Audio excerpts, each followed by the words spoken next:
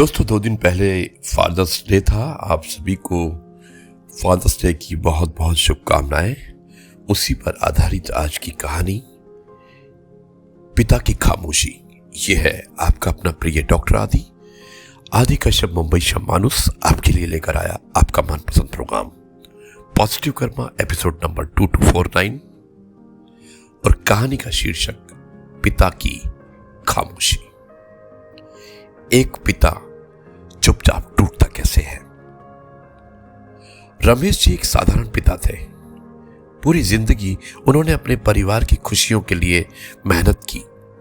बच्चों की पढ़ाई, घर का खर्च, माता पिता की सेवा और हर छोटी बड़ी जिम्मेदारी उन्होंने बिना शिकायत निभाई। समय के साथ बच्चे बड़े हो गए, सब अपने अपने जीवन में व्यस्त हो गए। घर में सब कुछ सामान्य दिखता था, लेकिन रमेश जी के भीतर एक सन्नाटा बढ़ता जा रहा था।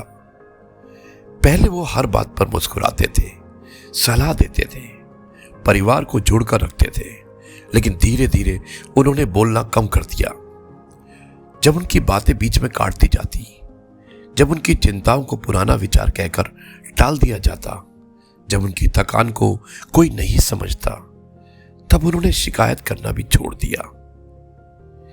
एक पिता कभी अचानक नहीं टूटता, वो धीरे धीरे चुप हो जाता है। इतना चुप कि उसकी खामोशी भी लोगों को सामान्य लगने लगती है। एक दिन उनके बेटे ने देखा कि पिता घंटों बालकनी में बैठे रहते हैं। उसने पहली बार उनके पास बैठकर पूछा, पापा आप ठीक तो हैं? रमेश जी की आंखें भर आई। उन्होंने कहा, मैं ठीक हूं बेटा, बस कभी कभी लगता है कि अब मेरी जरूरत कम हो गई है। उस दिन बेटे को एहसास हुआ कि जिस व्यक्ति ने पूरी जिंदगी सबकी आवाज सुनी, उसकी खामोशी सुनने वाला कोई नहीं था। उसने पिता का हाथ पकड़ा और कहा, पापा आपकी जरूरत आज भी उतनी ही है। आप हमारे घर की नींव हैं, और नींव दिखाई ना दे तो भी पूरा घर उसी पर खड़ा रहता है।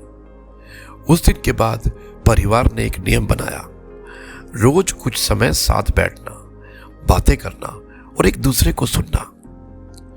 दोस्तों, पिता अक्सर अपनी तकलीफ शब्दों में नहीं बताते, उनकी खामोशी को सुनना सीखिए, क्योंकि कई बार सबसे गहरी पुकार आवाज नहीं करती। यही मैसेज था आज की इस कहानी का। मुझे उम्मीद है कि आपको कहानी पसंद आई होगी। अब मैं इस कार्यक्रम को यहीं पर समाप्त करता हूं और कल आपसे एक बार फिर से मुलाकात करूंगा कुछ नई बातों के साथ। तब तक के लिए आपसे कहता हूं, जय गुरु जी, शुक्राना गुरु जी।